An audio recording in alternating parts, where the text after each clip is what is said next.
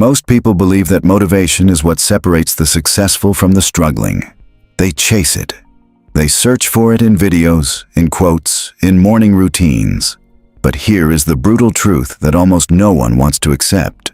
Motivation is a lie. Not a harmless one, a dangerous one. Because every time you wait to feel ready, every time you wait to feel inspired, you are quietly training yourself to be unreliable. And an unreliable person, no matter how talented, will always be outrun by a consistent one. What you are about to hear is not comfortable, but it is necessary. Look honestly at your life, not the version you present to others, the real one. How many times have you started something with genuine fire? A new discipline, a creative project, a commitment to yourself, only to watch that fire slowly die out? Not because you lacked intelligence, not because the goal was wrong, but because somewhere between the beginning and the middle, the feeling disappeared. And when the feeling disappeared, you stopped. This is the central crisis of modern life. People are not failing because they lack opportunity. They are failing because they have built their entire identity around how they feel in a given moment. Emotion has become the engine, and emotions, by their very nature, are unstable. The ancient Stoics saw this clearly. They did not see inconsistency as a character flaw. They saw it as a philosophical error, a confusion between what is real and what is felt. Pause for a moment and consider this. Every single day, you are being pulled by distraction, by comparison, by the quiet, persistent voice that says not today, maybe tomorrow. Most people never question that voice. They simply obey it. Neuroscience confirms what the Stoics understood intuitively. The human brain is wired for comfort, not for growth. When faced with effort, the mind generates resistance. That resistance feels like a signal. Most people interpret it as "I am not ready." But what it actually means is this is important. The people who build something extraordinary are not the ones who feel no resistance. They are the ones who have learned to act in spite of it. They have stopped treating their internal state as a permission slip. Think about this. Every time you let discomfort make the decision, you are not resting. You are practicing retreat. And retreat, repeated long enough, becomes a personality. Marcus Aurelius was the most powerful man in the known world. He had every reason to be distracted, indulgent, inconsistent. And yet, night after night, he returned to his journal, not to record victories, but to question himself, to hold himself to a standard that no one else could enforce. In his meditations, he wrote something that should stop you cold. He reminded himself that he did not need to wait for perfect conditions, that the impediment to action advances action, that what stands in the way becomes the way. This is not poetic language. This is a psychological operating system. The Stoics were not interested in how you felt on your best day. They were obsessed with who you were on your worst one, because that, only that, is the true measure of character.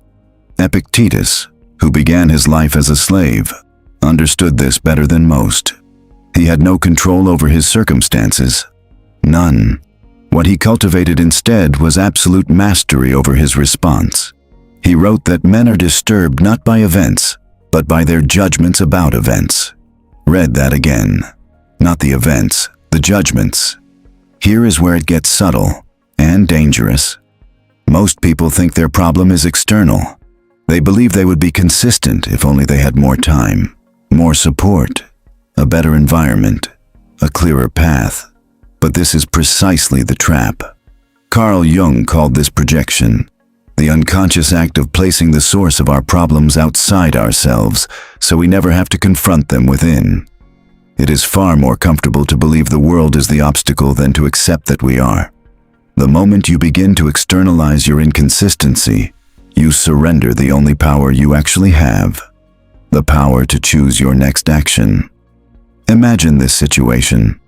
Two people face the same difficult morning, the same fatigue, the same reluctance, the same gravity pulling them back toward comfort. One person thinks, "I don't feel like it today." The other thinks, "This is exactly the moment that defines me." Same circumstances, completely different realities 6 months later. Consistency is not a feeling, it is a decision architecture. This is the shift.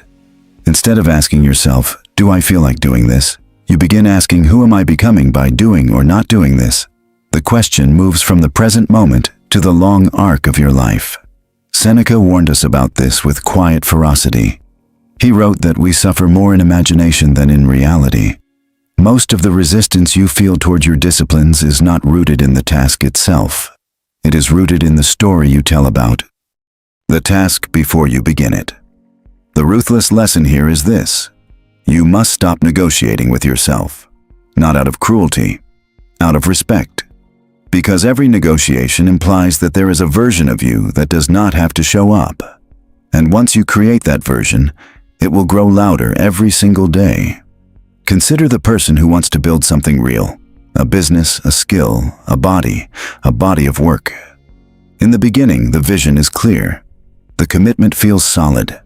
Then, life happens. A difficult week at work. A social obligation that drains energy. Criticism from someone whose opinion carries too much weight. Comparison to someone who seems further ahead. And slowly, quietly, the practice erodes. Not in one dramatic moment. In 1,000 small surrenders. This is where most people lose. Not to failure, to attrition. To the slow, invisible accumulation of days where they chose slightly less than their best. The Stoic does not wait for circumstances to align. The Stoic builds a practice so deeply embedded in identity that disruption cannot reach its roots. If what you're exploring in this video resonates with you, consider subscribing for more insights like this. The ideas here go deeper each week. Aristotle gave us a concept that has been forgotten in an age of instant results. He called it arete, excellence as a habit, not an event. He argued that we do not act rightly because we are good. We become good because we act rightly. Repeatedly. Across time. This is almost the opposite of how modern culture understands character. Today, people speak about authenticity as if it is something you discover. Aristotle and the Stoics understood it as something you construct, through repeated disciplined action, regardless of how you feel. Socrates pushed this even further. He believed that the unexamined life is not worth living. But examination without action is philosophy as entertainment. True self-knowledge demands that you test what you believe about yourself against what you actually do when conditions are hard. Who are you when no one is watching? Who are you when results are slow? Who are you when the path is long and the feedback is absent? That is your real philosophy. Ask yourself honestly, how many of your current habits would you be proud of if you watched yourself from the outside? When you say you value discipline, growth, or clarity, does the structure of your day reflect that claim? Or are your values something you hold in theory while living something different in practice?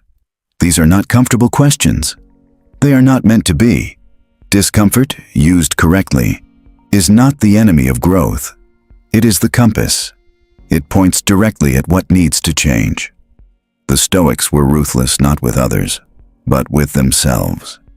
They returned to these questions daily, not out of self-punishment, out of a fierce commitment to living in alignment with what they believed. Here is what almost no one talks about. Consistency, practiced over years, does not just produce results. It produces a kind of psychological armor. A person who has shown up for themselves through resistance, doubt, and difficulty develops something that cannot be purchased or borrowed. They develop evidence that they are reliable, not to others, to themselves. This internal evidence rewires the relationship you have with challenge.